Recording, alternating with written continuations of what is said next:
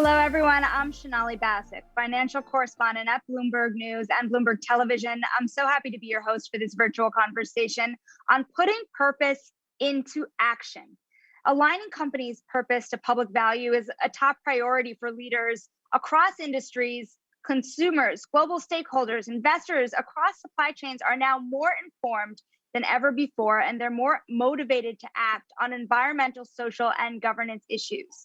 This means that simply paying lip service is not enough to crucial public issues such as climate change, diversity and inclusion, and technology for good. It is up to leadership teams within those companies to transform positive intent and language into meaningful action. And that's why we're here today. I'm looking forward to a frank discussion on how all of you are driving your businesses forward for the best possible public interest. And we have just under an hour to cover a lot of ground, but first, a few housekeeping notes. This is a virtual event, so please bear with us for any technical issues, Zoom crashes, or if you get disconnected, please close and reopen the application or refresh your browser to log back in. If you have other applications or web pages open, please close them now. In some instances, they can affect your bandwidth and ability to interact with everyone in the meeting. We also want to keep this as a conversation. At any time, if you want to chime in, please raise your hand. At the top of your Zoom window, you will see that raise hand icon. If you want to speak, you can click that button, and I will do my best to call on all of the folks who want to speak. If you are not speaking, please mute yourself, and don't forget to unmute if you are called on. We want to make sure we hear for everyone, so please make sure to keep your comments concise, not more than 1 or 2 minutes per question. And before we get started, I want to introduce Alex Liu, managing partner and chairman of the board at Kearney, who has been doing a lot of work on this and about to say a few words. Kearney is sponsoring today's virtual roundtable. Alex, to you. Well, thanks a lot, Sonali, for that very kind introduction, and we are delighted to join forces with you on this important and timely topic. I also want to thank the panelists. I'm looking forward to a great and lively discussion. I mean, the question of the day is how to translate these high ideals into action. I think what's very clear and what we can agree on is that there is a broader definition of success required for the companies and the countries that we are inspired to lead, whether it's stakeholder capitalism, ESG transformation, sustainability, you name it. It's linking very much to the why we exist, our meaning as entities. What we can also agree on is that there has been, especially in the last year, higher expectations of leadership. Our stakeholders are asking us, what do you stand for? How do you communicate? How do we know your belief system is true and authentic? Do we know that you can create followership and energy around what you believe in? And while there is no shortage these days of aspiration and urgency on purpose, and there is no shortage of mission and metrics, we have executive compensation systems that are linked to a lot of these great objectives: climate, citizenship, social and economic inclusion. These are all great things. But what's missing is tangible, concrete ideas, actions, confidence to translate the aspirations to action, the goals to actually achievement. So there's what we call a purpose gap. And there's probably a bell curve of companies and sectors of where you are. There's a lot of good citizens out there. And in our research, we found that the CEOs tend to be even more optimistic and confident than the rest of the organization. So how do you get that alignment up and down the chain and into your companies and supply chains? So the questions we are left with is how to close this gap. What are the questions we have to answer? How do you pick a pivot? Where do you pick a pivot? How activist do you want to be? How much is too much or too little? Where do you draw the line in terms of communications? How do we inspire the next generation of talent who are looking for purpose in our leaders in our companies? How do we get the customer promise right and get them to be loyal to what we are trying to do as an enterprise? And how can we as leaders be more authentic, transparent, and true? So I'm looking forward to the discussion, and thanks very much again. Sonali? Thank you, Alex. So I want to start with Jacqueline Novogratz because over here at Bloomberg, I'm our lead Wall Street correspondent. And every day, the CEOs that I cover grapple with these exact questions. And Jacqueline is somebody who left Wall Street to answer these questions. So how have you, maybe you can give everybody a framework in which to define purpose and how to hone in on what is such a big category that can often be overwhelming to tackle. Well, thanks, Sonali. It's really great to be with everyone. In so many ways, Alex said it perfectly, that purpose is our why. It's our reason for being, whether we're an individual thinking about how we walk on this earth or if we're running a company. And so I would say that I would look at it differently depending on what phase I was. If I were a young person thinking about my own purpose, whether it's within a corporation or as a social entrepreneur, the one cardinal rule that I would give them is don't wait for purpose. Don't wait for it to come to you. It doesn't come to people sitting at the starting blocks, but live into it. Look around at the problems that you want to solve, take a step toward it, and let that step show you the next step that you have to take. When it comes to a company, it's so important for us to recognize, and I think Alex foreshadowed this already, that it's not what we say, it's what we do. And we have an entire generation now that are looking to us as leaders, a little exhausted by our words and very much focused on the how. And so starting with the why and then following up with the how. I want to jump here to Enrico Viale, who is the head of North America at Enel, in the heat of a industry that is just being shaken by this question. How we're renewable energy, where does that play into the future of this industry? Can you explain how purpose is bleeding into what you do on a bit from a business perspective? Yes, first of all, thank you very much for the invitation and for the topic, which is really a very passionate topic, at least for our company. If you think about a company like ours, who was born roughly 50 years ago as a utility, in reality, our purpose has not really changed. Our mission has not really changed per se, but it has been enhanced, especially lately, and with the sense of purpose that has evolved. And it has evolved, at least in our business, very strongly, having a new foundation on sustainability and innovation. We are facing the energy transition, climate change. So energy is part of all our life. And we are very happy to continue providing our stakeholders and our customers with what they need to progress and to evolve, but providing it in a completely different way, which is more sustainable and certainly enhancing and accelerating the energy transition that we are all living. We are living it as individuals, but our customers, which are often individuals, but also corporations, are facing the same challenge. This is a great time to bring in Claudio Facchin, who's the CEO of Hitachi ABB Power Grids. You know, some of the words that were just mentioned were sustainability, energy transition, but I'm wondering, Claudio, what are the metrics that your clients and investors are holding you to that are different than the prior generation had? Thank you, Sonali, and also great to be part of this panel, and a great topic, how to put purpose into action. And just a little background, we're now a joint venture between Hitachi and ABB, but before that, we had already very much defined our purpose in supporting in everything we do the future of a sustainable energy.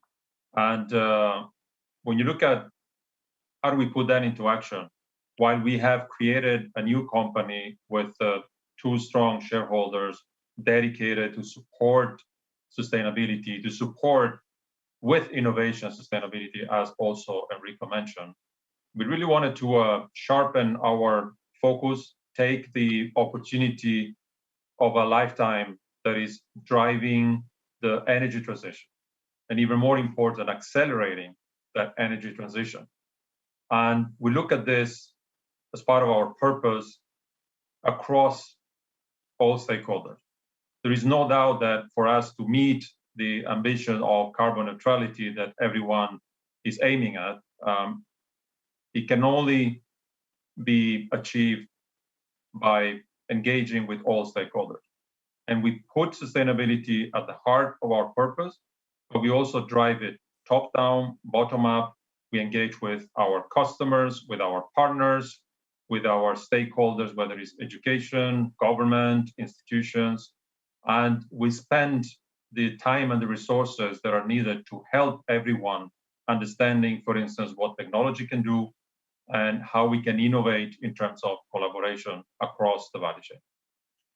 We have some amazing people here too to speak to how technology can change this, but we have one more energy person on this panel that we need to hear from as well. It's Alan Haywood, the Senior Vice President of ESG Transformation at BP.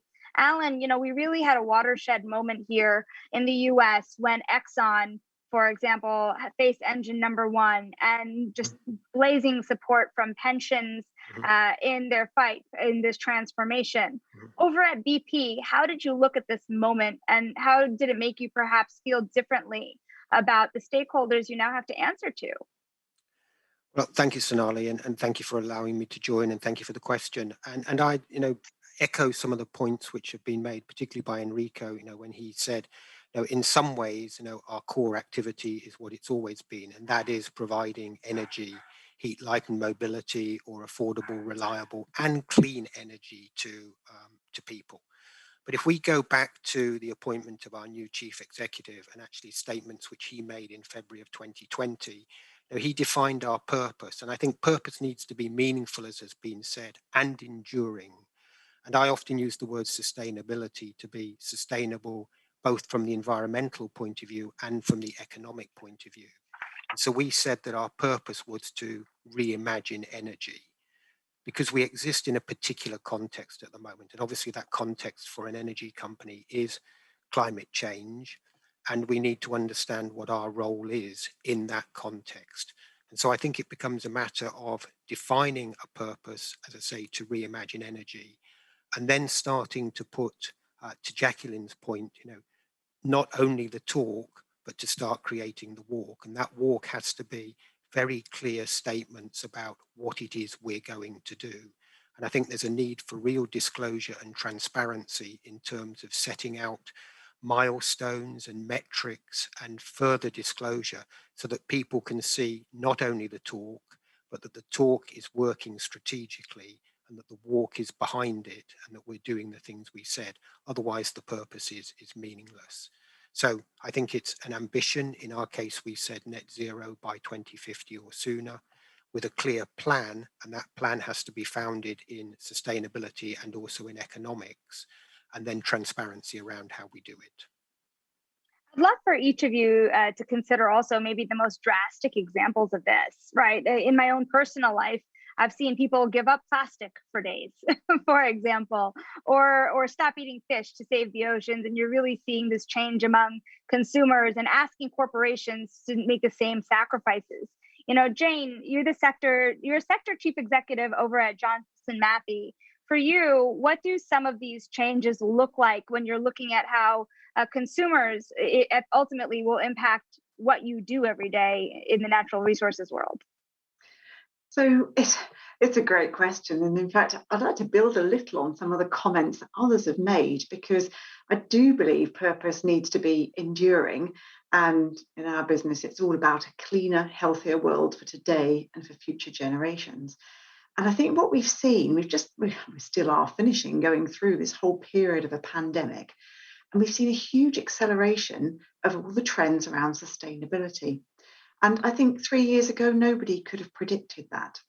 And so you've seen a real awareness from consumers. We're a B2B company, and yet that impacts us directly because technologies that we have that are actually at the heart of things like the energy transition and the shift to a cleaner world are, in fact, relevant today that we thought wouldn't be relevant until maybe 10, 15 years away. So you have this big acceleration. And when it comes back to purpose, our purpose, in fact, hasn't changed. But in terms of then how do you make it live? How do you make it happen? What has happened is that the interest in the purpose from the different stakeholders, be they investors or our employees or our future employees, has adjusted. And in fact, what we see now is indeed a real need to make it visible what our plan is, what we're doing about it, and to make sure that everybody can feel that in their day-to-day work and understand how they're contributing. I am going to shift over here to Catherine Lenson, who is a managing partner at the Softbank Vision Fund. It's because in a moment I'm going to make Cara Helander also shift us to the DEI part of this conversation, right? But Catherine, maybe it's worth talking with you about the role of technology first, and where you think about these issues that have been discussed in this panel in the companies that are rising into the world. How can they be both helpful to the world, change the way these companies work, and also give you a great return for the Softbank Vision Fund? Yeah, I think that's such a good question. And, the way we think about things is not from a pure impact investment perspective. So we're not an impact investment fund. We're not a fund that only invests in impact or positive social impact investments. However, what's been very interesting for me to watch, and I sit outside of our investment team on the social impact side of the fund, what's been interesting for me to watch is the sheer number of investments that we've made, which, despite being made as commercial investments, not impact investments, have been investments which we believe will have a positive impact on the world. And so those are things like Energy Vault, which is a renewable energy company which specializes in gravity and kinetic energy. And so, that plays in very nicely to some of what we've just been discussing up until now. It's things like TIER, which is the first micro-mobility provider, so scooters, which is fully climate neutral and setting industry standards in sustainability. It's something like Plenty, which is an ag tech business, growing fruit and vegetables in a way that's better for the planet. Memphis Meat, with lab-grown meat, trying to reduce the carbon footprint of meat. Or, even a business like Nisho in India, which is about enabling aspiring women entrepreneurs by giving them support to digitize their businesses.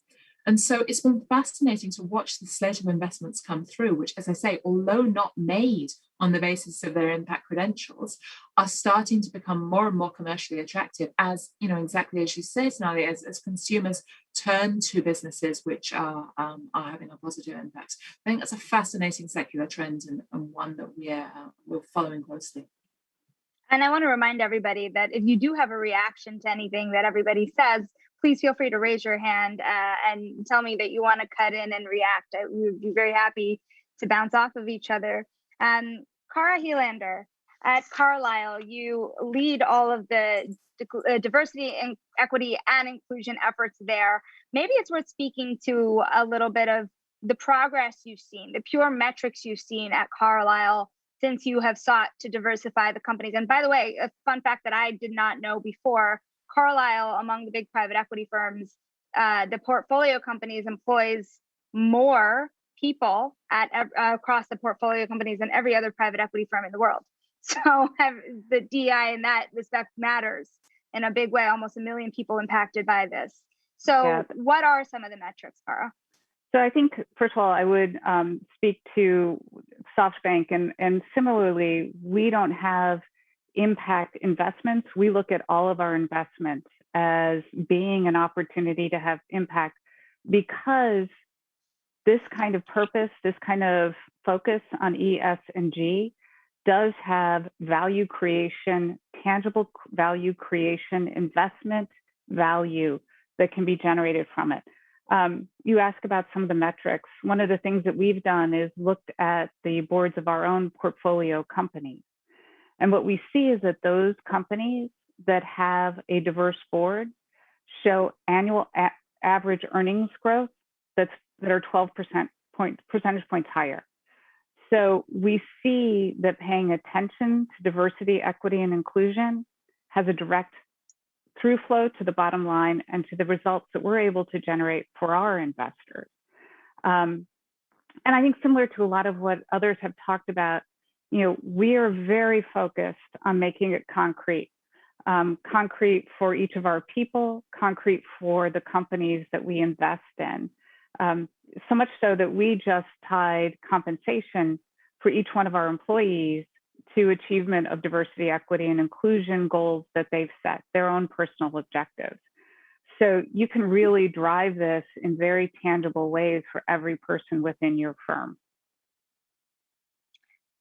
Jacqueline, let's bring this back to you too, because I find in my travels, when I speak to executives about ESG, focusing on any one of those things is a task. Even in the S part of that alone, does that mean focusing on your women, focusing on your minority populations, and then what then becomes of the disabled population that you employ? So when you're thinking about purpose more broadly and focus within that purpose, what advice would you give any corporate executive in terms of how to focus on such a broad space, but also beelining it to the things that specific company can make the most impact in? Thanks, Sonali. I mean, first I would say, I actually don't think we're very good across the board at measuring the S.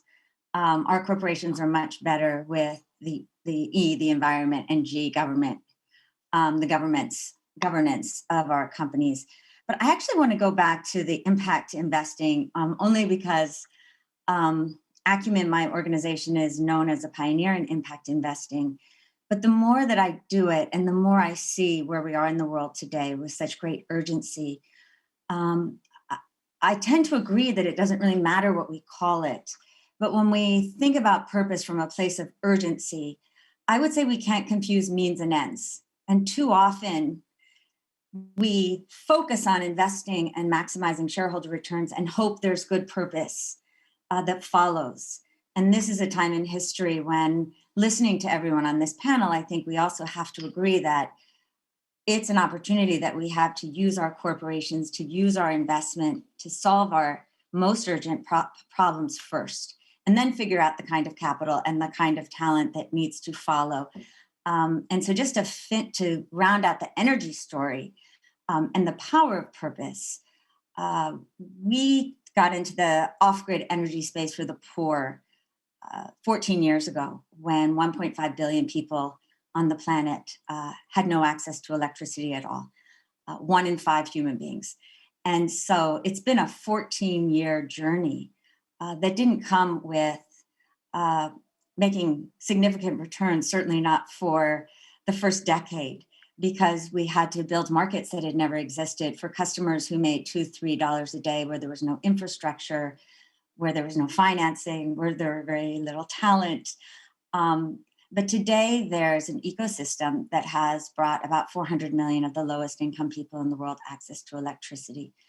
To me, that is how we can think about purpose, drive for solutions that help solve our most critical problems. And we can't do it without the corporate support, particularly as those companies start to go to scale. And we're starting to see some really progressive energy companies look at that space. But I want to be careful that we really are looking at purpose where the rubber meets the road. Alex also said at the beginning of this conversation that our CEOs especially are being asked not only to opine, but to contribute to solving problems. And our business problems are our social problems. And so I just thought I would, as we think about ESG, it's a very passive instrument. Might we also think about how we actually solve our most critical problems, because we've seen what's wrong with our world at this moment in our history after this extraordinary pandemic. Make a little bit of an open question, which I know is always hard in a big panel. But the thing is, to Jacqueline's point, the business problems are our social problems. In the US, some of the places you see this so viscerally are with wages, with minimum wages, and the fight for example, Bank of America is requiring every one of their suppliers to meet their minimum wage goal. So you see that ripple effect. One company impacts other companies. Right? Voting rights is another area that has created a complete storm between Washington and companies and the role that they should have in our democracy. right? So I'm wondering for each of you, what are those hot button issues that are impacting your daily lives that you never thought your company would get involved in?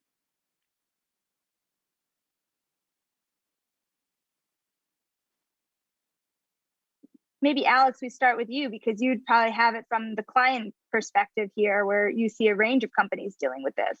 That's true. And I think also I lead a professional services company. We're global, we're very diverse. And this theme of culture is very important, what you stand for. Do you create a culture that supports allyship, regardless of whether or not you're in the dominant or not dominant group? Do you create and actually measure belonging, employee engagement? It's a war for talent and also a war for exciting them. And do you have a culture that you are actually proud of and aspirational, not just tolerating the worst voting behaviors or social behaviors in an organization? So I would say that we have, as leaders, we need to care about what our talent cares about, which is social issues. There's always this question of how do you draw the line? Do you opine on voting rights? Do you opine on this particular inequity in the law? And it's a challenge to sort of know what the right boundary is to lead, but also not overstep, because you do have a broad community that you're trying to serve, a broad set of stakeholders, as my colleagues on this panel have said.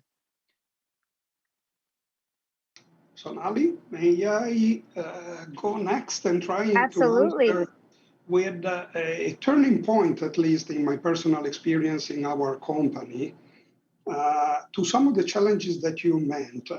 Setting the purpose, it's already a very important step, but realizing how you can pursue going on in pursuing your purpose is probably even much more important. And we realized a few years ago that the challenges were so big in the energy transition and the opportunities that we had, that we were not going to be able to tackle these challenges alone. So we really thought about our purpose, and we recrafted, starting with open power. We realized that no matter how big you are, we are very small, we lack the skills and the competence. Think about the digitalization. Think about everything which are new technologies which are helping us in arriving at zero net. This is something that we cannot do alone.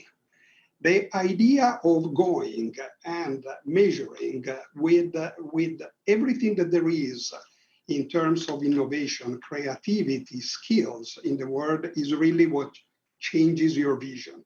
In understanding how integrated we are, both with the communities, with our customers in their challenges.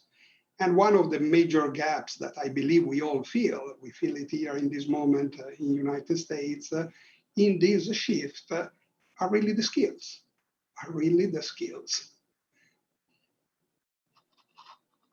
I'd love to tap Jane to speak next on this topic. Jane, what are you thinking about how this impacts you? I suppose it's a further build on what we just heard, really. When I think about things that have become much more important, in order for us to achieve the pace of change that's needed, companies will have to work closely with other companies.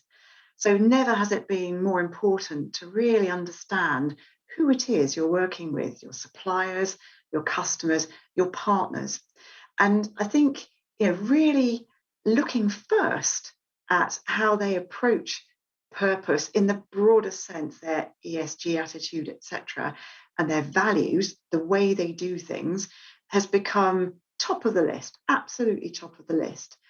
And that's beyond even then the technology, where they're located, all of this good stuff.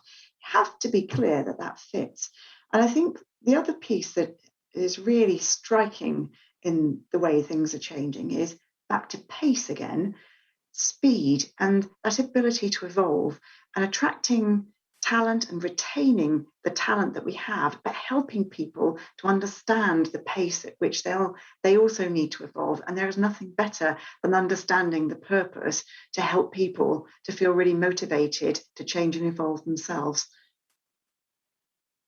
Claudio, you had your hand raised as well.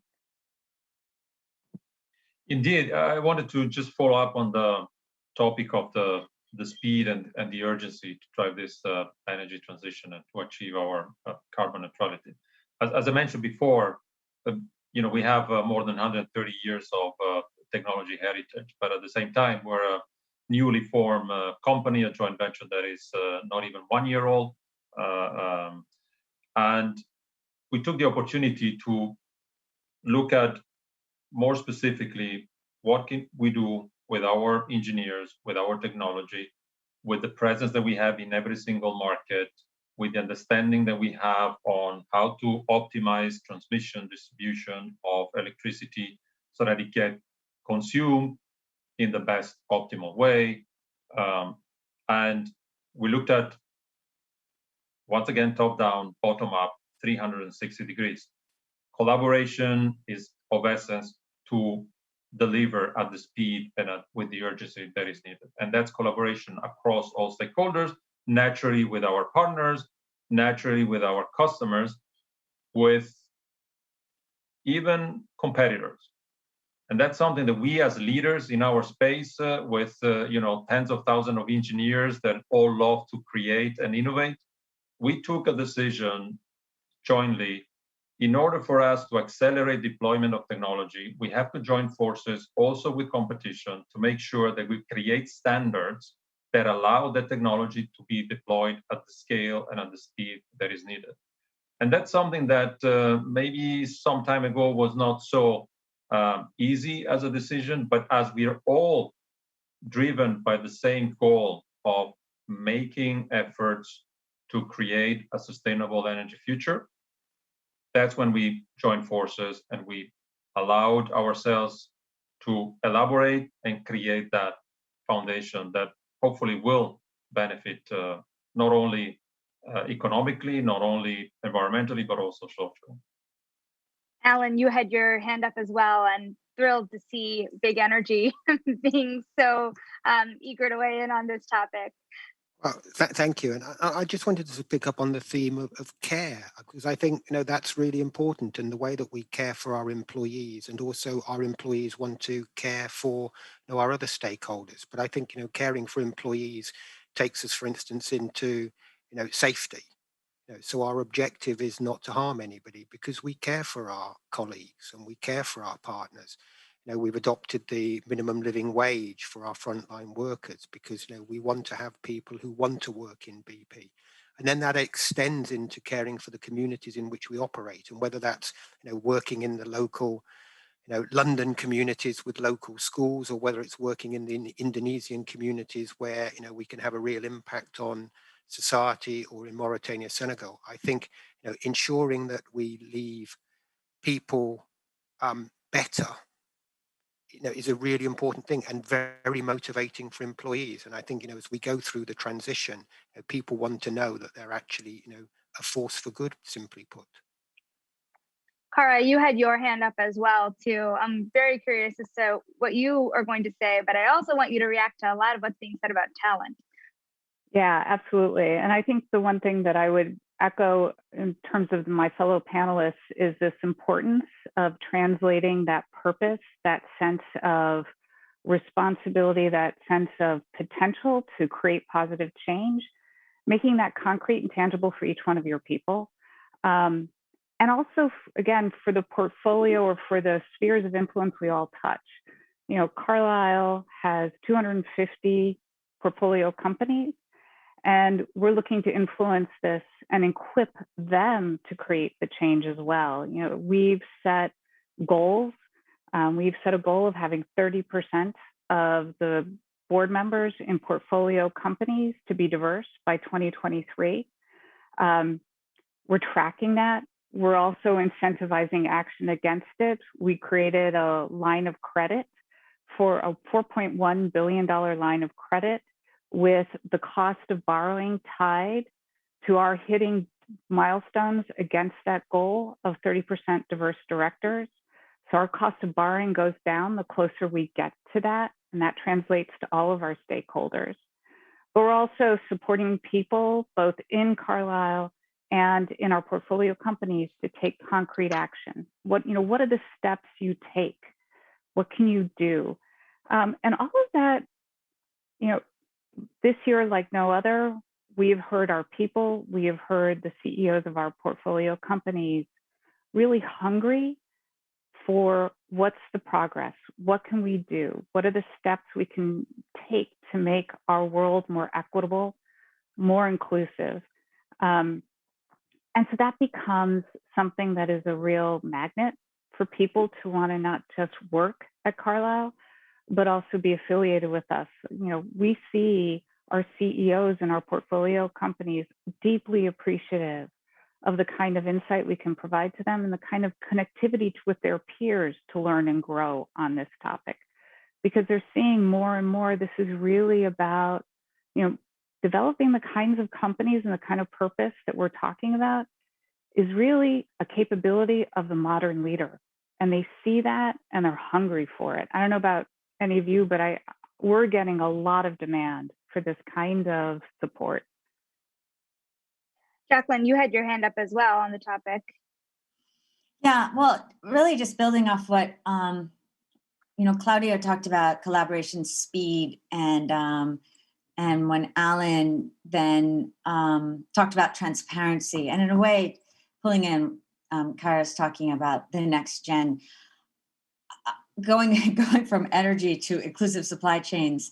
What I actually find hopeful is that we're starting to see partnerships and collaborations that go beyond company to company. But increasingly, there's a recognition that corporations have a real opportunity to partner with social enterprises as well as governments in ways that I certainly wasn't prepared for in business school way back. A quick example would be in the coffee industry, which still is a $200 billion industry, but 95% of the farmers make under $2 a day. And so you've got a real mismatch here. But there are a growing number of social entrepreneurs that have ignored business as usual and are looking at the production costs of the farmers as their baseline. They're negotiating three forms of wages: the market price, minimum wage, and a living wage. And by making those prices transparent to their buyers, like Stumptown, like Blue Bottle, so premium coffee buyers, in 1 year, 30% of the buyers have made the decision not to pay the market price nor the minimum wage, but the living wage, because they know that their retailers are wanting to look in the faces of their customers. And you're starting to see that in chocolate, in coffee, and while it's premium, and so we're looking at wealthier markets, corporations are really interested in what it would actually take to integrate that kind of transparency thinking, pricing along the supply chain, and thinking about Alan Jopi at Unilever actually making a commitment to paying a living wage all along the supply chain with a company like Unilever, to me is the future, but we will not solve that unless we find very creative ways to partner and unless we all have much deeper understanding about the supply chain and how it impacts ultimately the consumer. That's absolutely fascinating how the supply chain ends up working at the end of the day. What's just as interesting is you've named some very successful companies that are making money and by doing good. Catherine, I want to bring this to you because talent was mentioned so many times, and you work with so many people who are at the cutting edge, the riskiest businesses. I'm wondering, and modern leader was another phrase that was mentioned here. What's different about these next generation of leaders, and how does that influence your potential to see them winning in these businesses that have done things the same way for so long? You're right, and we're fortunate enough to have in our portfolio this extraordinary collection of modern leaders. And I think what we're seeing them do differently from perhaps some of the CEOs or the leaders that we all grew up with is understanding a different level of transparency in terms of how they talk to their stakeholders, but also how they talk to their employees. And so, I'm always amazed when I spend time with one of these companies, really the extent to which employees, in the most innovative companies in the world, have full access to their leadership team to be able to, really, ask me anything is a cliche now, but really to have these conversations. I think that creates a very healthy accountability. If you know that every week you're going to stand in front of your employee base and be accountable for your actions and be asked to explain your decisions and your strategy, I think that's a world away from the kind of ivory tower of leadership that, perhaps some of us saw in our younger days now. I think that's amazingly healthy. It's very interesting also, and maybe Alex, you can lead off the conversation on this, but I do want everybody else to answer this just because it's so visceral today. This idea of modern leadership and how it plays out into return to office. Some of the ideas that Alan had talked about safety plays into this, just flexibility around people with different needs, right? From mothers to people with disabilities, right? How are some of these values of modern leadership playing out as people start to think about, I hate saying life beyond COVID now because so many countries are progressing differently, but this kind of new era of living? Well, I think some of the panelists mentioned this. Leaders have to be authentic, transparent, regular communication, honest, realistic, including on the topic of returning to the office, opt-in versus opt-out, client-driven or customer-driven versus policy-driven, vaccination-driven. So again, it's a holistic set of challenges that need to be balanced there. What I was very interested in hearing was that the theme of borderless in the how, working across traditional company boundaries, private versus public, but also borderless within the company, is another way that leaders like ourselves in this call can make a difference. Because if you really think about it, the CEOs and boards get it. They're incentivized to get it, the numbers, the metrics, the accountability. The juniors, people coming in to the workforce, they get it. They want it. They will not join a company that doesn't fit with their purpose agenda. It's the middle of the company that is typically the problem. How do you get the matrices to work? And so that requires a bit some heavy lifting. I'm curious how the other panelists look at this, but this is what I call big company disease. In any change, transformation, digital, ESG, whatever, you name it, it's the middle. It's always the middle. And that's where we need to crack the code on promotions, the social agenda, how to adopt new energy use cycles that are more sustainable. How do we pay more equitably across gender diversity groups, et cetera? How do we have a more joyful and just workplace? Sonali. Yeah. Yes, absolutely. We have a ton of hands raised for this. Alan, how do you think about this over at BP? Well, clearly this pandemic has been an awful, tragic thing. But one thing which I think has occurred is it has changed the relationship in the way that you were talking about between the leadership and the employee.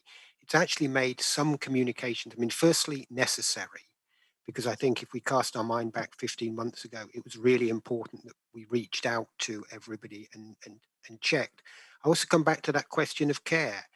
People ask the "how are you" question and they meant it. And that's quite a significant difference. And we must make sure that we continue with some of those. And people were able to reach out. Our own leadership, has held and is holding, far more big plenary meetings, which can attract hundreds, thousands of people in a way that previously they could only get a room full at a time. I think that's been very powerful. And, people have been much more supportive, but it's also taken us into consideration about things like mental health. Now, as I think we potentially change again and this return to the office, I think we really need to capture, what's worked well, what needs to change, how we retain flexibility. And I think the whole theme of leadership being much more empathetic, it's made us more aware of people's personal circumstances and what might work or might not work for people. I think if we can capture the good and improve upon that and sort of avoid some of the pitfalls of how we used to do things, it will create one tiny little bit of hope out of an awful situation. Enrico, maybe you have a follow to Alan's thoughts here.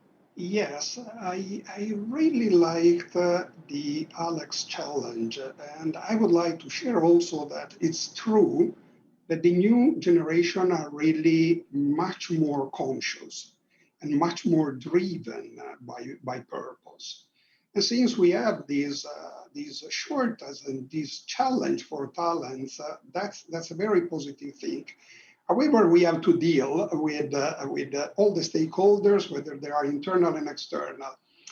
And I think that a quite effective way that I have experienced in dealing with that, especially if you're speaking about the established middle management, has been to decline the ambition in a long-term vision, which is a sort of a plan.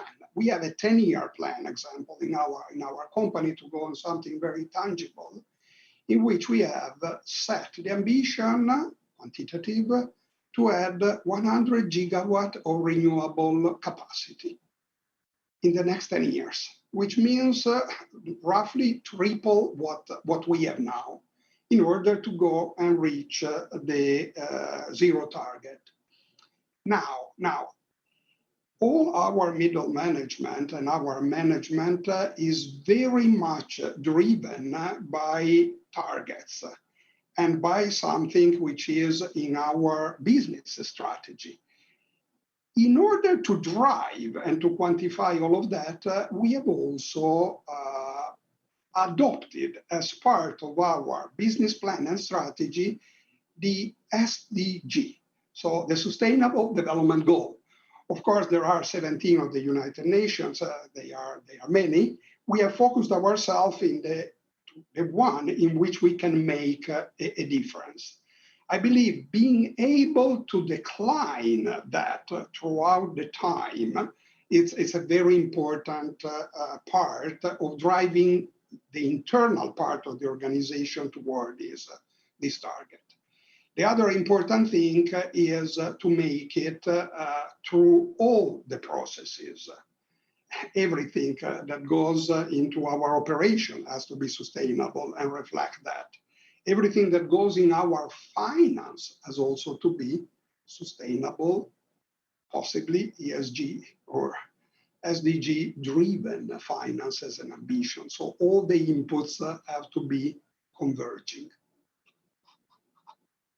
Cara, you had your hand up on this topic as well. I reckon for this return to office idea alongside management and talent on Wall Street, it's worth noting Carlyle has been more flexible than we have seen most of the firms be. So I would be curious about some of how you considered this in your broader plan for talent management and sustainability. Yeah, most definitely. I mean, we embed this in everything that we do, but related to the return to work, one of the things that we spent a lot of time really thinking carefully about what were the places, what were the benefits that we didn't want to lose once we went back into this hybrid or this new work environment that we had in the virtual environment. And one of the enormous benefits was being able to bring more people into the decisions that we're making. And one of the things that we truly believe is that the more perspectives, the more diverse experiences and backgrounds that you can bring to a decision, the more robust and the more effective it will be. And we see that playing out over and over again. And in our return to office, one of the things we've chosen to do is make our investment committees. These are the committees that review every potential investment we're going to make. But we're going to continue to hold those virtually because it does allow us to have, I think one of the panelists said, these kind of borderless meetings. And what that means is a borderless meeting gives you access and the opportunity that comes from all the different perspectives and backgrounds. And that's just one example of how we're looking at bringing the best of the virtual environment forward with us once we are able to be in person as well. Claudio, you had your hand up as well. Yeah, thanks. Just to come back to this point about the middle part of the organization, I think what we also learned during this tremendous and unprecedented period that we all lived and hopefully coming out soon is that there is a much stronger force from the bottom. So driving the change, it's not only a task top down. You have to have that. You have to walk the talk.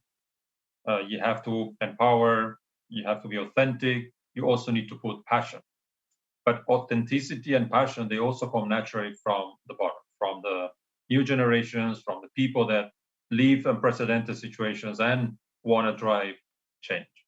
And from that perspective, whether it is on technology, whether it's on business models, on how to collaborate, we have in front of us an opportunity to create and to innovate also the way we work together, the way we tackle these challenges globally across.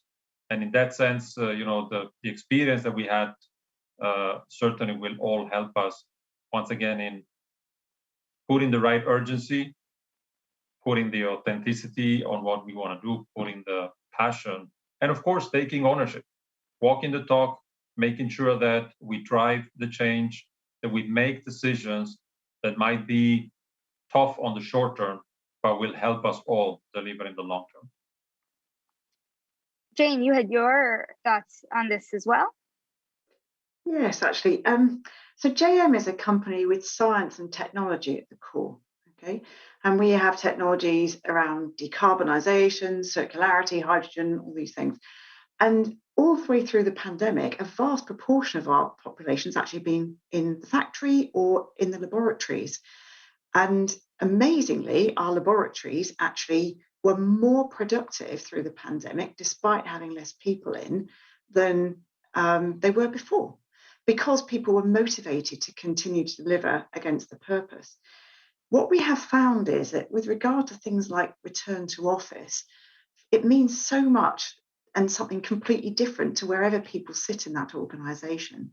And so empowering people locally to really make the right decisions to suit them locally, whilst having, of course, some broad frameworks on which we're consulting and making sure that there's a true dialogue rather than a communication, is making a real difference to how people are perceiving it. And in fact, we haven't needed to change a lot of our basic flexible working type policies. They've all been there to be used, but people locally understand how they can use those to best effect for the business so that the business can deliver. And as I say, we're very balanced in the way we talk about return to office, because for many people, it's been about working in a different way and making sure the science and technology and the manufacturing goes on, Absolutely. I really appreciated earlier something Jacqueline had said. It's like all the rules of business school had been thrown away. I finished business school in the middle of the pandemic, and I still feel that on the ground every day I'm learning with you. We're rewriting the rules of business as it goes along. We only have a few more minutes here, so I want to go around the room and ask everybody the biggest challenge they face in meeting their purpose. And maybe Enrico, maybe you can start us there, and each of us can provide our own challenge. I told you that already before. The challenge is really to get the right mix of skills, which are going to support the effort in digitize, in innovate. That is the challenge. So attracting, retaining talents and forming talents, I think it is the biggest challenge that we are currently facing. Claudia, how about you? Starting with the opportunity, I think it's an incredible moment where there is tremendous alignment on what needs to be done from a sustainability standpoint, of course, on the energy, but broader, the social values. And that's an alignment across the industry, across all stakeholders. And I think we need to leverage that. The biggest challenge is how to make that happen at the speed with the urgency that is needed. 2050 for some of these actions is around the corner. We need to commit on 2025. We need to commit on 2030. 2040. We have in our own launching this new company, we have established our 2030 sustainability plan, and we have targets for 21, 24, 25, 2030. And I think there is a lot that we can do jointly, but we need to do everything to address it with the urgency that is required. Alan, your biggest challenge? I'm going to echo what Claudio said. I think the transformation which we as a company, we as an industry are undergoing is quite extraordinary. And we need to have the confidence that with that purpose that we all have, we can see it through and not to waver on that purpose. And the one thing I'm actually picking up on something which Catherine said much earlier. I think sometimes people, challenge as purpose and profit, inconsistent. And actually, there is a huge commercial opportunity in this transformation, as well as it being the right thing to do. So I think retaining the confidence and the conviction to go ahead and do it. Cara. Yeah, I think the opportunity is building new habits, new behaviors that allow us to, really bring to life this future that we all want. And the biggest challenge is changing habits and behaviors, because we as human beings don't like, we've done something and it's worked, we want to do more of it. And so it's both our challenge and our opportunity is creating new habits. Jane. Yes, I think I've said it. I think, and I agree with the other panelists, it's really about how to help the world to adopt some of these opportunities, these technologies, these solutions that are there, and to make this happen at a pace that we need globally, in a way that the business models work, the businesses can really flourish and attract the sort of talent that we need. It's all about pace. Catherine, something to overcome. Yeah, for us, it's about getting more capital into the hands of diverse entrepreneurs so that they can build products that serve the needs better of diverse communities. And that's not straightforward to do. It's particularly not straightforward to do when you tend to invest later in the funding cycle as we do. But that's why we're running our Emerge program, which is a little plug for our Diversity Accelerator, which we're running for the second time this year, which aims to really try and break down some of those systemic barriers for diverse entrepreneurs. And that's probably our biggest systemic issue. Jacqueline. We invest in entrepreneurs that are specifically focused on rejecting and changing the status quo and building solutions to poverty across health, education, agriculture, energy. And by far and away, the biggest challenge is a lack of a moral imagination, that we have to fight a lot of cynicism about what's possible, and cynicism is the greatest ally of the status quo. And so I agree with Cara that this is not about just the technical changes that have to be made, but our habits, our thoughts, and I would dare say the moral frameworks on which we have to build the new economy. Alex, that leaves me to you to hand you not only the last words, but your challenge.